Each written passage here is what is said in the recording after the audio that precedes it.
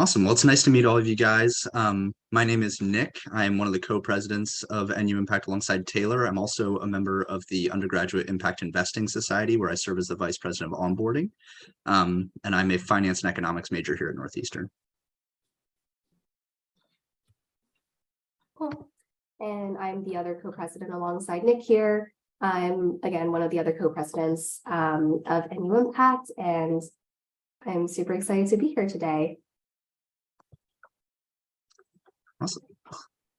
Well, I'll just kick it off. You guys know us. We are an undergraduate-led impact investing fund, one of the few in the country, and we'll kind of get into what that means. But essentially, we develop opportunities to invest in, investing flexible capital into the Boston community. There we are. So this is kind of what we'll be going through today.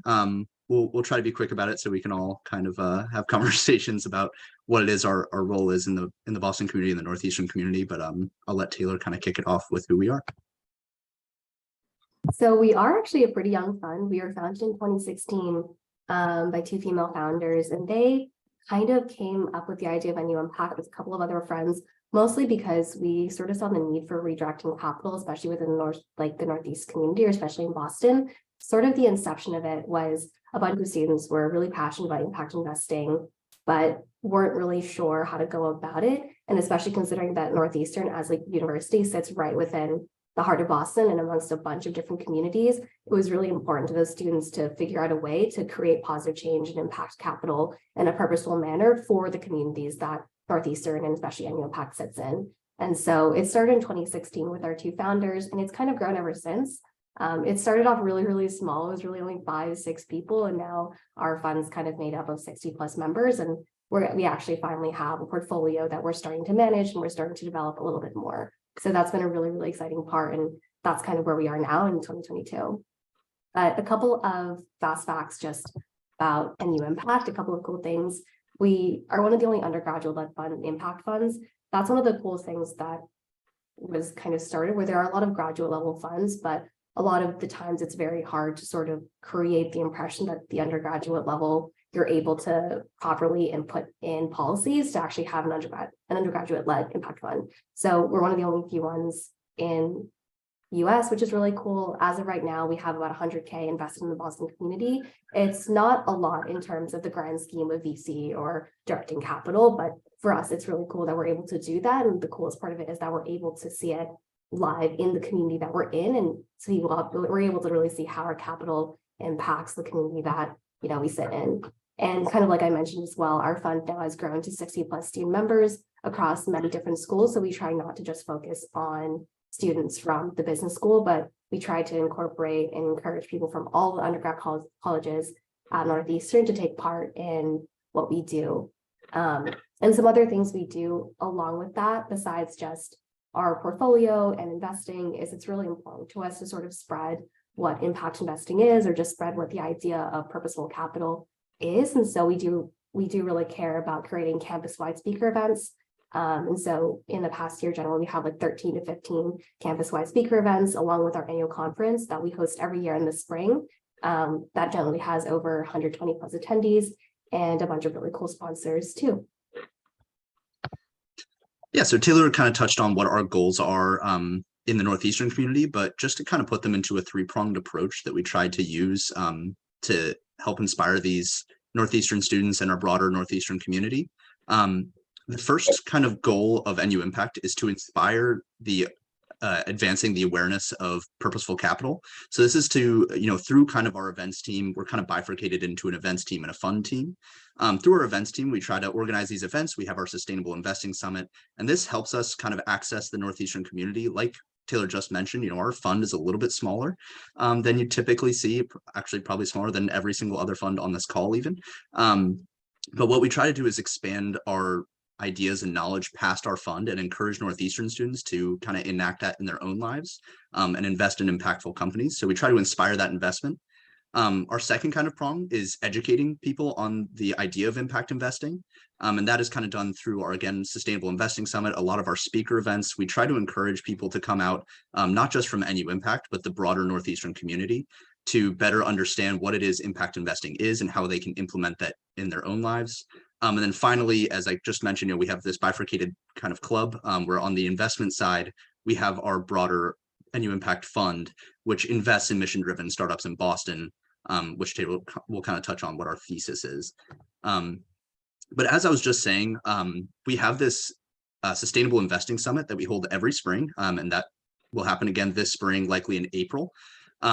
So this past spring, we had our 3rd annual Sustainable Investing Summit and had over 120 attendees. You can see some of the organizations that we were able to bring in and kind of talk to some of the students at Northeastern. And kind of going back to the idea of our club and fund in general is to inspire, educate, and invest. And so we try to enact that 3-pronged approach through this Sustainable Investing Summit by kind of creating this opportunity for guest speakers to come in, panels to come in, industry experts to come in and share their impact investing knowledge with the Northeastern community, both in NU Impact and outside of it. And so we try to create these engaging sessions where people are able to kind of enact that in their own lives and understand what it is that they can do on a personal level to expand the idea of impact investing, as you guys are probably doing in your own funds. This year's summit, again, like I mentioned, will probably be in April. We're looking to build off the success that we had this previous year. Obviously with COVID, a lot of these bigger events struggled a little bit, but we came out stronger than ever. And we're hoping that we can continue to be even more impactful. We're actually looking at bringing in people from other schools, more industry experts, kind of bigger names in impact investing to encourage that expansion of knowledge of impact investing around the Boston and Northeastern community. So kind of like Nick mentioned, I'll talk a little bit about investment thesis. So our investment thesis serves as our fund's guiding principles, and it kind of underpins every step of our process from prospecting to pitching. And so ultimately, kind of like Nick mentioned it as well, is our goal is to deploy flexible, founder-friendly capital into market-driven businesses that address social and environmental challenges. And the 3 pillars on the left are sort of crucial to our mission and being able to achieve that. So the first thing that's important to us is we look at Boston-based businesses because that's where we can best see the impact that our investments make. It's really important to us that we prioritize the community surrounding us because we want to be intentional and targeted with every single decision that we make in our investment process. Being Boston-focused also lets us conduct our due diligence on the ground, which is a great opportunity to look at targeted impact. And it's a really great chance for our students to connect with local entrepreneurs. That's sort of being, for example, some of the companies we were considering were based in Roxbury, and so a lot of our students actually went and interacted with the founders live on the ground. And that's really a cool thing for us to be able to do. The second part is we target underserved communities with our investments, recognizing that a lot of the times they're often disproportionately affected by many of the social and environmental issues that we look to address. We also try to prioritize founders from underserved communities, again, recognizing that it's often harder for them to secure capital. And the last part of our thesis is that we look at financial sustainable companies.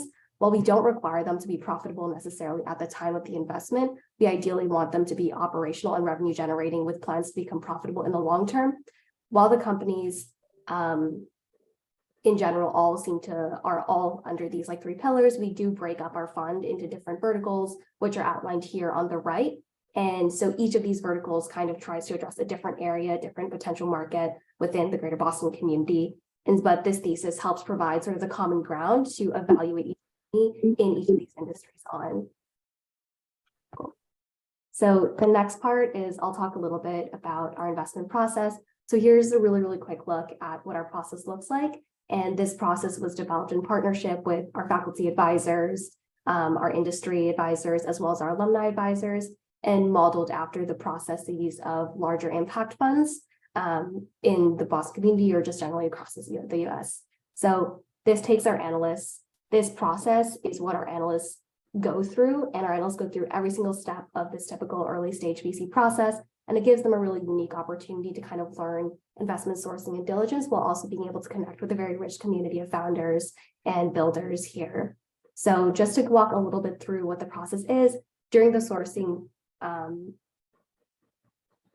sorry, I just saw the comment. During sourcing, the analysts are leveraging connections to local accelerators and incubators that the fund ops team, which is a separate team within our entire organization, has built. And throughout the process, the analysts are supported by industry experts in each of their different verticals in order to determine which companies ultimately are able to move through this process with the due diligence stage and ultimately the presentation stage. And so at the end of the semester, after sourcing all these companies, going through the introductory diligence calls, and then conducting further due diligence, which typically is trying to gain some sort of financial understanding of their long-term goals, their projections, things like that, their valuation, as well as their capital stack as well. But at the end of the semester, after going through this entire process, our vertical teams present their investment recommendations to the investment committee, which is made up of 3 student representatives, as well as a vote from our faculty advisors and a vote from our alumni advisors. So each investment must pass at least 4/5 of this vote in order to be considered as an investment. And it's only through this process that we're sort of able to maintain, generally, like as a fund, the ability for everyone to have a choice and the ability for everyone to sort of have an opinion as to what the investment ultimately is. After this vote, after the investment, we work really closely with our portfolio companies that we do end up investing in order to, one, track their financial and impactful performance. And lastly, as well, to provide educational consulting services. Our very first portfolio company, since investing in them I forgot, it was a couple years ago, but since investing in them, we've done a couple educational consulting projects with them. So working with the team live in order to kind of help them grow their marketing, to grow their branding. One of the things we worked on with them was kind of developing, it was a food company, so developing their transportable and delivery business. And that was a really, really cool thing to be able to work on after actually investing in the company. And that's a great segue into some of our portfolio companies. I'll kind of quickly run through these, but the one that Taylor was just mentioning was Eat Well, which helps kind of deliver these meal kits, affordable, nutritious, and community informed meal kits to food insecure citizens around the Boston area. Like Taylor mentioned earlier, we use our investment thesis to target these companies, but in reality, we're considering a lot of different risks, a lot of different things outside of our investment thesis as well. What you'll notice is that all of our investments are founder friendly and use flexible capital. So you can see our first investment in Eat Well was a simple agreement for future equity. But for example, our second investment in TrillFit, which is the first Black-owned boutique fitness studio in Boston, was a straight loan to avoid getting equity in a business that really truly wanted to stay minority owned. So we use this flexible capital as well as making sure to assess impact risks, make sure that these companies, as they scale, become more impactful, not less. But, like I just mentioned, TrillFit offers this kind of health and fitness studio attention to minority citizens, typically in the Mission Hill area, but now they are expanding into Brooklyn as well, which is super exciting. The Organic Project provides healthy, sustainable, and affordable period products to all sorts of citizens, but then they also have a donation program to help school systems, as actually I think 1 in 4 girls admit to skipping school because of access to period products. So the Organic Project is really targeting that sort of issue. And then our most recent investments, one of them being Imago Rehab, also kind of from our healthcare team. This one was more typical healthcare, but this targets stroke victims who, because of whatever reason, may not have appropriate access to healthcare and are likely on some sort of travel burden. Imago Rehab provides telehealth clinical checkup systems to help continue the consistency of those rehab sessions, but also offers a cloth glove that is a really remarkable, cheap technology that has proven to be incredibly helpful in that rehabilitation process for loss of motor control in stroke victims. And then finally, this semester, we're looking to invest in Dorchester Food Co-op, which is obviously, as you know, a co-op is kind of a community-owned organization that offers access to healthy food options, especially in an area that they're targeting, which is kind of a food desert. So it gives the community an option to kind of understand where their food is being sourced from, make some decisions in their own food access, which is a really good company that's helping that community. And then finally, Taylor. Yep. And the last thing that we were asked to touch on as well is sort of what we're doing in general for DE&I within the NUPAC community as well as the Greater Northeastern community. And so kind of our approach is a little bit two-pronged. So the first thing that's important to us, and this is sort of our external initiative, is all of our founders that we push through to the due diligence stage. So not all of our companies that we initially source, because generally each semester we're sourcing upwards of 500 plus companies. And so we're not going to make all of them go through this unless we genuinely believe that they can fully go through the investment process. And so all of our companies that go to IRM presentation stage, we ask to fill out an entrepreneurship survey, mainly to get an understanding of how these companies themselves represent some of the ideals that we think are important within a new impact. And so that kind of looks like asking questions as to generally what percentage of the company's leadership team might be BIPOC, what percentage might be women or non-binary, or in general, do they have a commitment to protecting immigrant workers? Do they have a commitment to maintaining minimum wage? Things like that we think are important within NU Impact. We make sure that the companies we invest in agree with and think are important as well. And that's sort of our external approach. Our internal approach, we call the JET Initiative, which is the Justice and Equity team. And that sort of is the team under our Community Impact Director that aims to dedicate the space we have during recruitment to finding people in different schools in Northeastern of all the undergraduate colleges. It's about encouraging diversity of thought, diversity of opinion, as well as diversity in other ways as well. So it's finding those students, really encouraging them to not think of this club for being housed under the business school as an initiative that only business students can undertake. So it's kind of a two-pronged approach. We have an external and an internal process that we kind of try to maintain, and like as well as that, these are sort of the tenets at the bottom. These are some of the values that we think are important to maintain. And so whenever we go through this, whenever we're talking to anyone, we want to just make sure that, we're inclusive and we're understanding of everyone's situation. So those are kind of some of the initiatives we've tried to enact externally and internally. There's obviously a lot more work and there's a lot more that can be done that we can improve on. So there's always room to grow, but we have a start and that's great. Well, thank you guys so much. And yeah, we're happy to answer any questions you guys might have. Cool. Amazing. Thank you both so much for that great presentation. And just open it up to see what questions folks on the call have for Taylor and Nick.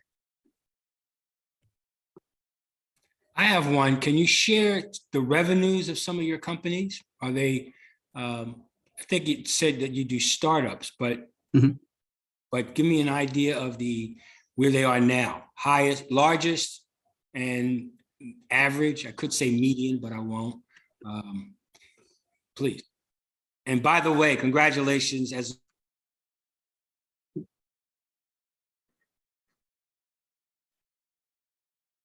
Is Dorian freezing for everyone else a bit? Yes. Okay.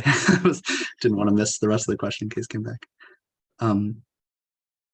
Well, to answer the question about revenue. Oh, he's back. Did you have a final comment or? well, I was congratulating Northeastern for its continued leadership in urban practicality, urban educational practicality. You're just the latest example of that. Appreciate that. Yeah, no, to answer your question about the revenues, obviously a lot of different companies in our portfolio are at different kind of growth levels. I will say we typically target companies that are raising a valuation round of like 1 to 2 million. And so typically the revenue is usually approaching that 1 million mark total, with different kind of growth levels. So, some the next year will be, earning more than 1 million just because of the quick growth. Some of them, just kind of growing more naturally. So kind of depends.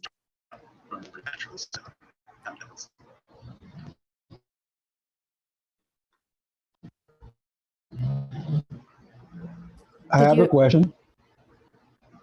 Do you invest only in the Boston area?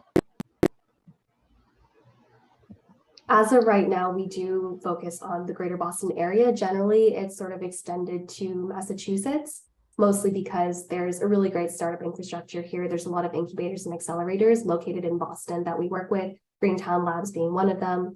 We've also worked with Eugene Fund as well in the past. And so there's a really great infrastructure there. But ultimately, our goal long-term as a fund is to expand slowly in steps. We're considering expanding our investment thesis to include the greater Northeast as a whole. And then ultimately, very, very long-term, we'd love to be able to address and impact capital across all of the US. But for now, we thought that it was, and we do think it's still very, very important that the companies we invest in, we want to see the impact on the ground. We maintain really strong relationships with all of our founders. And so it's really important to us for one thing to be able to go. Trailfit as an investment is located in Roxbury, and I walk by it all the time. It's important for us to actually be able to see live how our capital is affecting the people that we invest in. So long-term, ultimately, we'd love to grow, and we do want to consider that. But as a student fund, we do still think it's important that we maintain those relationships with the founders that we invest in.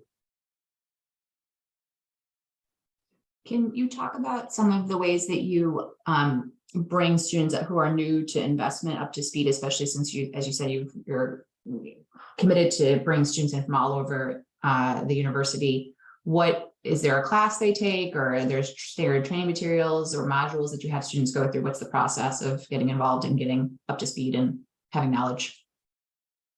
Yeah, so for students outside of the fund, we have an application process just to make sure that people joining have like kind of the time availability and passion for impact investing that helps us kind of streamline our process a little bit. But for people outside the fund, we host Impact Investing 101 at the start of each semester to kind of give people just a general idea of what impact investing is. And then we usually bring in industry experts and different faculty to kind of talk about how to go about impact investing in their own lives and different kind of roles in that. As they join the fund, we have a very robust onboarding program where we have an entire director kind of create different sessions every single week on Thursdays to walk through the kind of sourcing process, walking through what impact really means, how we can go about measuring impact, some other just kind of parts of operations of the fund, and then walking through some of the like investment vehicles we use and some of that financial acumen, so that all of our analysts are kind of up to speed. And they also work with their teams to learn the remainder if there's anything we miss. Just curious as you're thinking about it's fast approaching year end and going into next year, like what does your wish list priorities look like going into 2023 as far as the fund is concerned? It's very long. There's a lot of things I'd love to be able to enact before the year ends, but for right now, especially, and super appreciative of Sarah's comment in the chat. I know sometimes that we do wish that we were a little bit bigger as a fund, but one of our things, and probably the biggest thing on our wish list, is just making sure we have a solid portfolio management team. As we've been developing our portfolio, as of right now, we only have 4 official fully invested companies. And so we've never necessarily need to put the infrastructure in place to, kind of do the things that larger funds are able to do, like having quarterly calls or making sure we have all of our internal reporting, that we're creating all the reports on financial metrics, we're fully creating valuations for these companies. All of these things weren't put in place before, but now that our portfolio is growing, one of the biggest things that we need to do, and especially for year end, is to make sure that we have a solid portfolio management team that is able to kind of do all this on top of our investing, because that actually officially wasn't a team before the semester. Like, we did not have a portfolio management team until this semester because there was necessarily no need for it. But that's one of the things that we need to do to grow, is just putting that infrastructure in place, putting those financial controls in place, making sure that we're able to run as efficiently as possible, because we can't keep investing without making sure that we have that in place. There's just no way we'll be sustainable. So do you make decisions by committee ultimately? I mean, how does those names get in the portfolio? I mean, who's involved in that decision making as once you complete the due diligence? Like, how do we invest? Like, how do we decide? Yeah. So our process in the semester, we go through our software sourcing and we have our IRMs. So at the end of the semester, each vertical will present one company. And so the 5 verticals that were on the slides, they each present one company, and those are the companies we decide between. So it's not in any way all of the companies during the semester, but the ones that are presented in IRMs are the ones that we decide between for an investment. And in order to get that investment through, we have an investment committee that's comprised of all of our advisors, so our faculty advisors, our industry advisors, and our alumni advisors, as well as the student vote, which is representative of the presidents, as well as our director of investments, as well as the greater fund as well. All of those votes together tally up, and the majority for that vote, if a company reaches the majority, that ultimately is the one we end up deciding to invest in. Sure. That's kind of how our process works. Yeah. Thank you. Can you talk about, I'm curious, so there's a question in the chat around faculty and outside advisors, but I'm also curious about, do you have staff? And if so, how many? Do you have full-time staff that are helping the students manage this year over year? And if so, how many, and that kind of thing? Yes and no. And Nick, please feel free to add if I forget anything, but Northeastern has a very big entrepreneurship community. And so we have a greater entrepreneurship kind of ecosystem that we call Mosaic at Northeastern. I'm sure probably heard of it, but like Mosaic at Northeastern. And so we worked with the Mosaic heads a lot to kind of help with our general like financial management, as well as just financial controls, and just making sure we're in touch with what Northeastern administration wants of us. So In terms of staff, that's actually not very many. We typically work with 2 to 3 people generally during the semester to kind of handle all of that. But in part, aside from that, our faculty advisors, we have 2 faculty advisors right now that kind of advise us on day-to-day advice, kind of helping us with room bookings and things like that. And then our greater alumni advisory board and our industry advisory board is completely separate, not with the Northeastern's ecosystem at all, but more previous Northeastern students or people working in impact investing. And that is around 15 people. But they're So not when- staff. They're just doing it out of the goodness I of their see, heart. yeah. And so like when you think about, who hands down the institutional knowledge year after year, is it that the students are just doing a really great job of handing that down within you, or that it lives with a faculty member primarily, or it lives with a staff member primarily? That's mostly with the students. Okay. So we have sort of a rotating cycle with sort of the general leadership team. So the presidents, the director of investments, as well as the director of fund operations, those are kind of the roles that handle most of our ideation and sort of our strategy. And so that is all kind of handed down sort of through an onboarding process. So we have documents like transition documents that we use every single year. And those are kind of the baseline for how we hand down information. But as a student-led fund with sort of vacations, or especially in Northeastern, a lot of people go on co-op. That's our main way of spreading information because it's such a big cycle. Students are always coming in and out. So it's more normally documents, just making sure we record everything, making sure we keep a strong history like alive. And beyond that, like the baseline of NU Impact, we have our prospectus that we always make new leadership team members read. Okay, thank you. Hi, congratulations in what you guys have built. This is incredible because I'm so close with so many other VCs, and I was like, people running a $50 million fund, that's definitely amazing. Congratulations to all your students who are in the part of this. Do you get also money from your school endowment? So yeah, that is kind of an interesting question. Typically, so I will say this, yeah, we originally were offered, I think, money from the endowment. We don't really want, so our fund was founded to counteract the impact of Northeastern on its community. And we'd rather not be kind of beholden to its funding, just so they don't have leverage over our investments and make sure that, we're being as independent as possible in our process. And also, if money is coming from the endowment, it's typically being invested in ways that we would not appreciate. So we do look for outside investors, outside alumni, things like that to invest in us. Recently, we did get a contribution from someone who I think was originally putting it in the endowment, but it ended up following to us.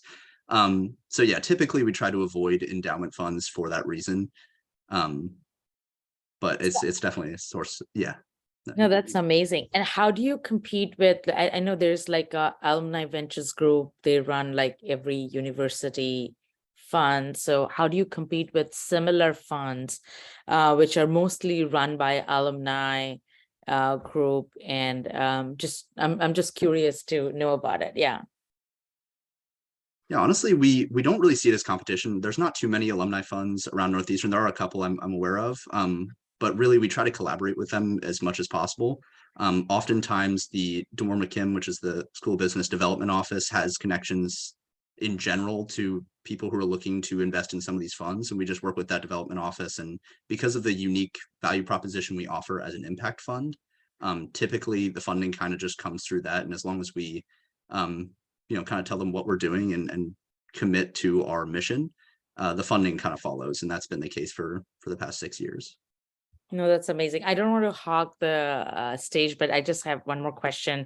I'm a late stage investor. So when I invest, they're mostly in unicorn stage. When you guys are looking at this company, some of them may be, very, very early. Can you walk through the process of pre-product, pre-revenue, or post-product, pre-revenue? And how do you, the VC is always high growth, high return, and having that 10 plus extension of 2 years period. So when you're looking at this company, how do you gauge the TAM, that how big they are going to be? Because some of those I saw the Dartmouth co-op, very localized. So would love to get that understanding. Yeah. Yeah, we consider a variety of factors. honestly, in these early stage companies, we do typically look for ones that are post-product and have some sort of revenue. Of the ones we've considered that were kind of pre-quote unquote revenue, they have had really solid pilot programs. And so there is some evidence that their go-to-market strategy works and that their product is desirable and impactful, really, is another huge thing that those pilot programs prove. But the biggest thing for us is knowing that the founding team is really committed to it. And I'm sure all of you investors know that. But really the experience of the founding team and the passion of the founding team is probably the most significant factor that we look at. And so we really, really trust our analysts and their teams to kind of measure that and see if these founders are both passionate about their product, passionate about their business, experienced in their product, and also committed to impact. And as long as they kind of fit that criterion, a lot of the other stuff usually falls into place just given the leadership of the company. That's amazing. Thank you. And there have been a lot of great questions, I think, in the vein of faculty and staff tie-in and education. And I'm wondering if you could just speak a little bit to year-over-year turnover and how, with such heavy student leadership, you manage that and keep all of the great knowledge that is on your team in the room for those that are coming in that have less experience. Yeah, I can touch on that. I'll start with our alumni advisors because I do see some questions in the chat, but our alumni advisors are generally people that were in the fund. The two founders of NU Impact actually are some of our advisors still. So since founding in 2016, they had graduated and moved on into their careers, but they're still a very big part of NU Impact and continue to contribute to sort of our idea and strategy generation. And they're still part of our alumni advisory board, as well as generally year over year, our advisory board actually just continues to grow. And so as students graduate, I myself am graduating soon.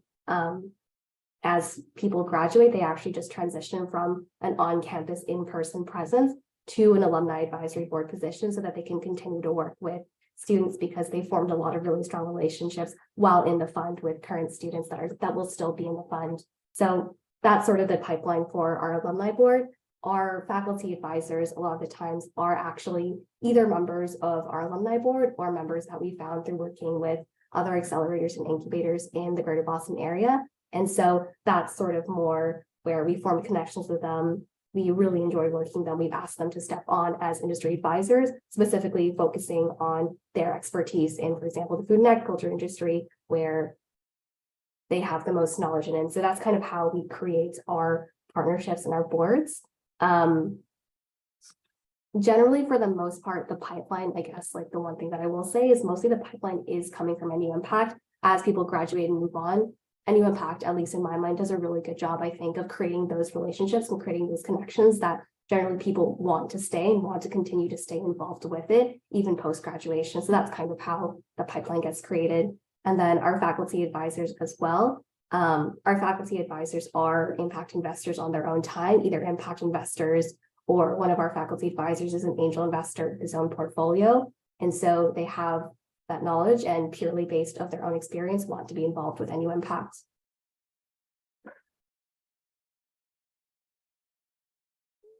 Thank you.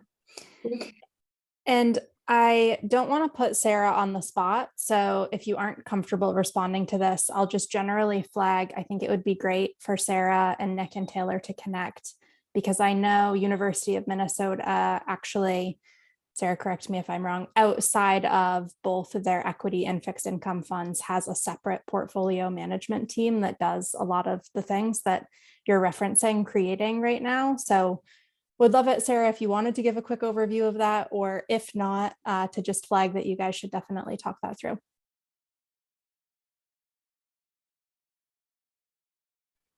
Yeah, I don't think now would be a good time for me to dive into it since I have a lot of noise going on. But yeah, I'm part of the portfolio management team, and I'd be more than happy to meet. And I know that I'll be done with the funds enterprise in a couple of weeks. So, you know, if we're not able to connect, then, you know, Susanna Gibbons, who's the director, she'd be the better contact. Thank you, Sarah. And I'll post her email address in the chat for you guys. Great. And Dorian has a great question in here too. As we wrap up this piece of the call and move into some other updates, to hear what year you're both in. Taylor, you said you're graduating, and what your next career goals and steps are. I guess I can kick that off. Yeah, I'm a 4.5 year, so I graduate this December, walk in spring with everyone else who graduates this year, but this is my 4.5 year at Northeastern. And yeah, I graduate in December, and I'm going into investment banking. I'll be returning to my team at JP Morgan this next summer in P&R. My specific interest is in the energy and renewable sector, so I'll be going there to do banking next year. Yeah, hard to follow that one up, but I'm in my 4th year. I'll be graduating in May. So Taylor and I will walk together, which is so fun. And I will be going to Charles River Associates to do antitrust and competition economics as an analyst there. So kind of on the other side.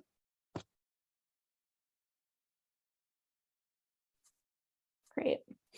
Well, thank you again so much for this fantastic presentation. And we have a few minutes left on the call here, and I know there are a lot more questions in the chat.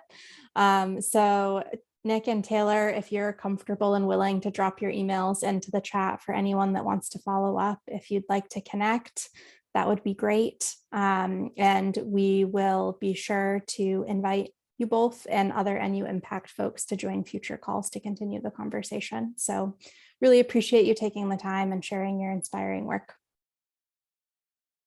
Thank you so much for having us.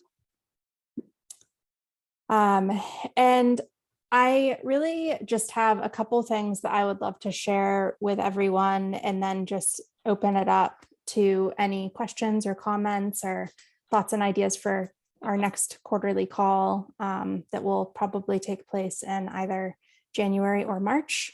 Also very open to scheduling feedback. But a couple of updates that I wanted to share on the general SIILK front. One is we've pursued a lot of different ideas for engaging outside of these calls as a group. One of our biggest hopes is that people continue these conversations outside of the calls. If they have questions or resources to share, that they can connect via email, schedule quick calls, whatever that may look like. And we've used a Google group email listserv in the past to kind of varied success, and recently started a LinkedIn group. Everyone loves LinkedIn, right? So I just dropped the link to that group in the chat for anyone that's interested in joining and carrying on the conversation in that group. So that's one quick general SIILK update for those that have an interest in doing so. The second is one of our programs that we're really excited about is this corporate engagement challenge that Dorian mentioned, and that is going into its 4th year and has been a really great educational opportunity for undergrad and graduate students to learn about the investment recommendation writing process for publicly traded companies and the tie-in to shareholder engagement and risk identification. And we put on workshops for students to learn about those topics, pair them with mentors in the field to have some of that deeper professional development, and then put on this competition piece where students write investment recommendations and engagement strategies and are judged on various factors, including ESG integration and impact. And we then announce winners in undergrad and graduate categories.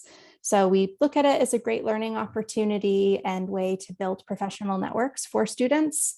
And the sign-up forms are currently open. So I just dropped the link in the chat for the information page to learn more about the timeline and deliverables and benefits, and to see the sign-up form, and really encourage anyone to share that and sign up if it's of interest. And that's something we'll be spending a lot of time on, and we'll open those educational calls to members of SIILK as well to learn about those different pieces. So for those in the investment industry that are on the call, if you are really excited about mentoring students or teaching any modules as a part of that competition, definitely reach out. Dorian has been a huge advocate and great participant on a lot of different fronts, and I think is getting kind of tired of me pinging him consistently to participate. So I think he'd welcome additional perspectives as well. And if I might interject here, that's why my mission this year is to recruit others to share the fun, share the joy. So it's a great thing to do. And I hope many of you will consider being judges at a minimum, and even building teams. We'd love to see a team from Duke and other places. Appreciate that, Dorian. So those are the quick updates I just wanted to share at the end here. And just with a couple of minutes left, I mentioned we'll be having our next call in January or March. And just wanted to see, I think our last standing students on the call are from NU Impact and Matthias. So if you guys have any proposed topics or things that you'd like to dive into on a next call, would love to hear any feedback on that point. And also others on the call, if you have any ideas for inspiring student stories that you'd love to learn from as you look to hire our great SIILK network participants. Yeah, I think one of the main things that I would like to hear more is about getting started, right? Like so Taylor and Nick mentioned that the founders of the NU Impact are still involved with the fund, which is something really nice to hear. But really those first steps, like how do you get started? How do you engage the community of either faculty, of alumni, external advisors to take the first steps into getting something started in an undergraduate or graduate level? I think would be really nice to hear from. That's great to hear. Thank you. Other thoughts or ideas on future topics of conversation? Things we should bring to our LinkedIn group to dive into more?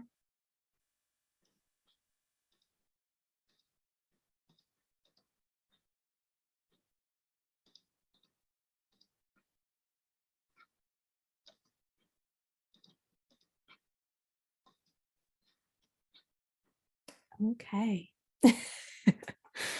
Well, really appreciate everyone joining, and we did record Nick and Taylor's presentation, and we'll send that around to folks that registered to reference back to. We have had some requests for slides. Nick and Taylor, would you be willing to share those?